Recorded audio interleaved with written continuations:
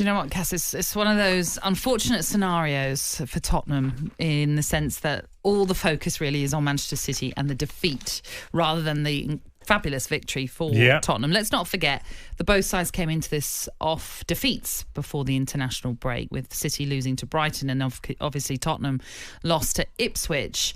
But right now, with the situation of where City find themselves, 5 straight losses, something that Pep Guardiola has never experienced before as a manager, is this a crisis period for them? Yeah, absolutely. Lots to say, Nat, about Tottenham and City. I think we could focus on both teams over the morning because you've got to give credit to Postecoglou because he put Kulusevski on the right and he also had Son on the left. Yep.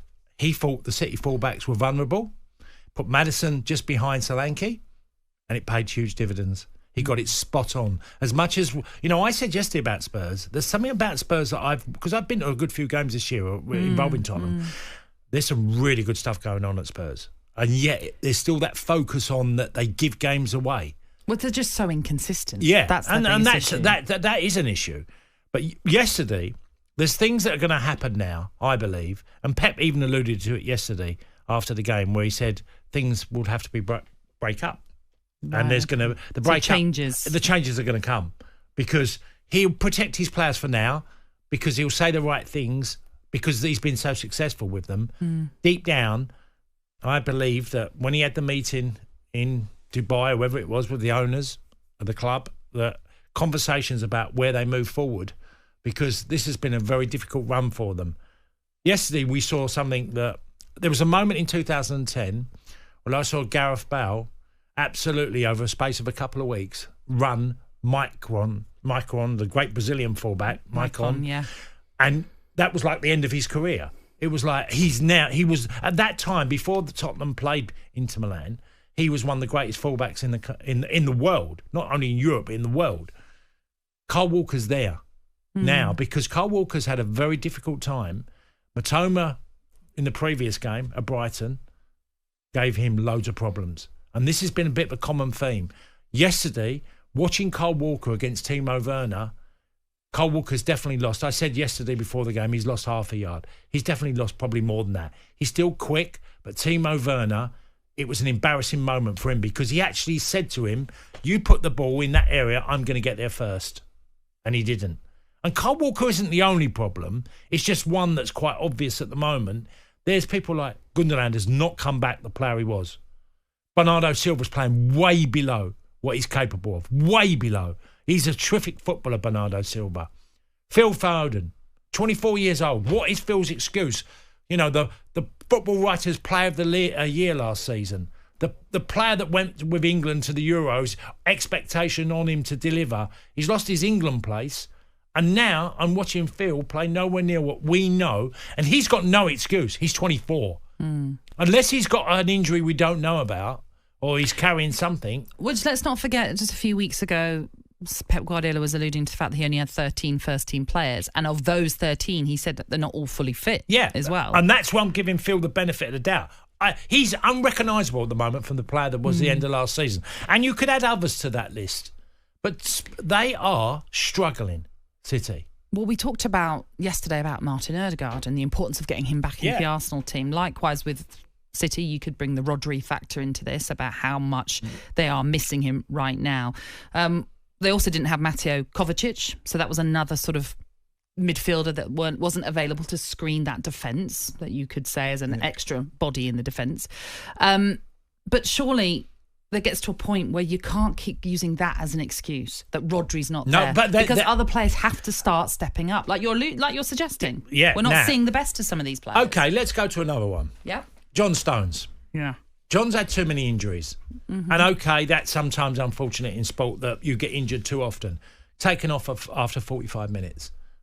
There was an issue with the first goal. Maddison has just drifted in behind and has not been tracked and got in behind John Stones. Now, there's things that happen in the City. There's losing now. If they'd all lost 1-0 yesterday or 2-1 a game, look, they had the chances. You watch the first 15, 20 minutes of the game, it's all City. And Haaland could have scored a brace himself at that period of time.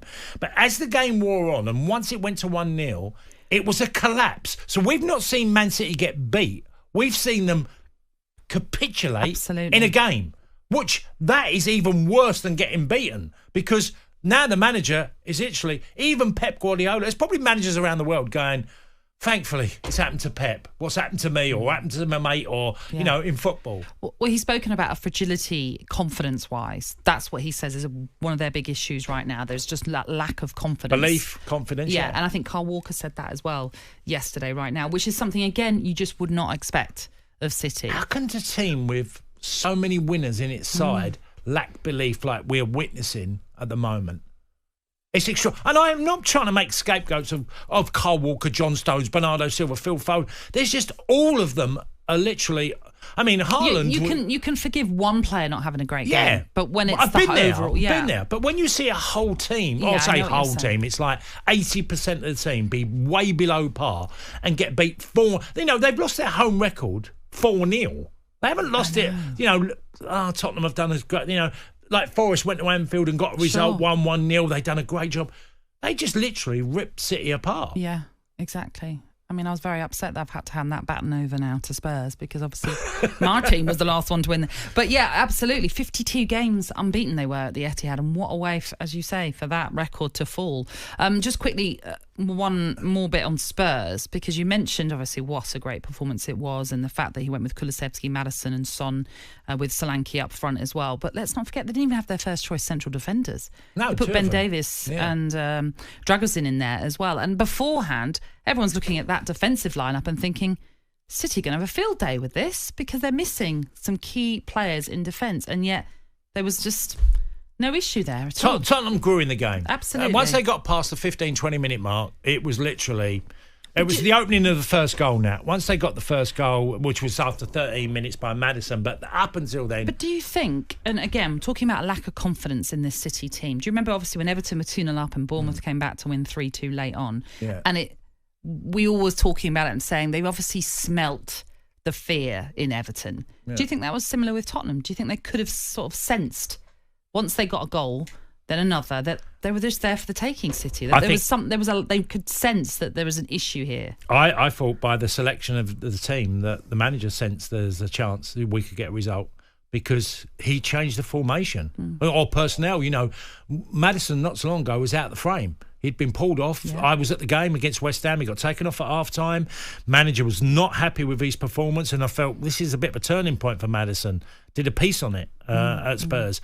Manager yesterday really thinks we can get City. We can hurt their fullbacks, because that was the whole intent. Why did Kulusevski, from playing that position that he was, an attacking midfielder, and done it brilliantly, suddenly go back on the right wing? So he's obviously the manager's fault. There's weakness in their wing-backs.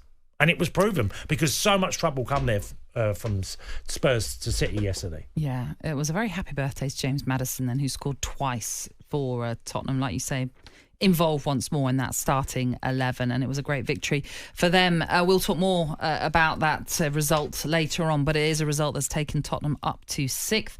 City do stay second. They are 5 points off Liverpool, but that could extend to 8 should the Reds win at Southampton today. Why are you giggling? I'm laughing because you're like rubbing your hands. I'm laughing because when we say we're talking to City and how devastating it's been, and we go, and Manchester City are second in the Premier League. I know, but again, that's because this season for many has just been so inconsistent. On AM, on DAB, via the talkSPORT app, and on your smart speaker. talkSPORT.